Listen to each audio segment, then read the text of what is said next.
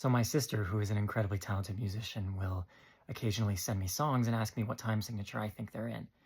And she usually already has her own opinion, but she just wants to get my feedback and see what I think.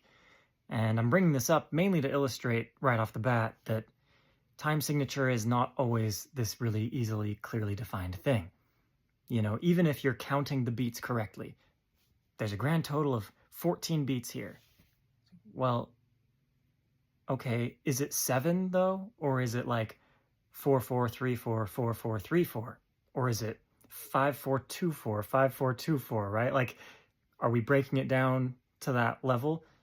All of these could technically be correct, but which one is right, you know?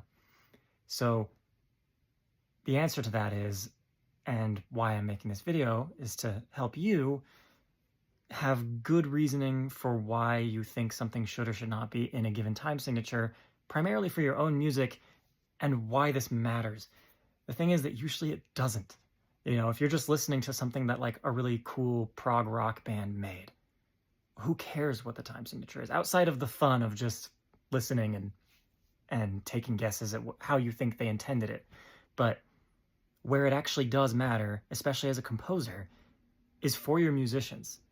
You want to notate things in a way that's going to be really clear and easy to understand, easy to read, right? So a good example of this was once in college, I wrote a piece that in my mind, I had good reasons for why it should be 6-4, because the melody carried over in these phrases that lasted for 6 beats, not 3. So even though I could have written it in 3-4, I wrote it in 6-4, and I was presenting it to my class, and one of my peers at the time, who's a very thoughtful person, was like, why didn't you just put it in 3-4? And I explained my reasoning. I was like, I think it makes more sense, you know, phrasing wise, in 6, in these groups of 6. And he was like, but 3-4 is so much easier to read.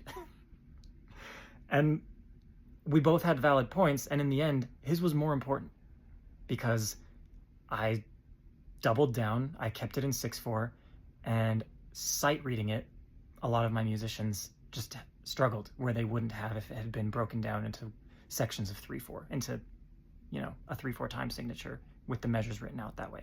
So anyway, point being, where it really matters is clarity for the players.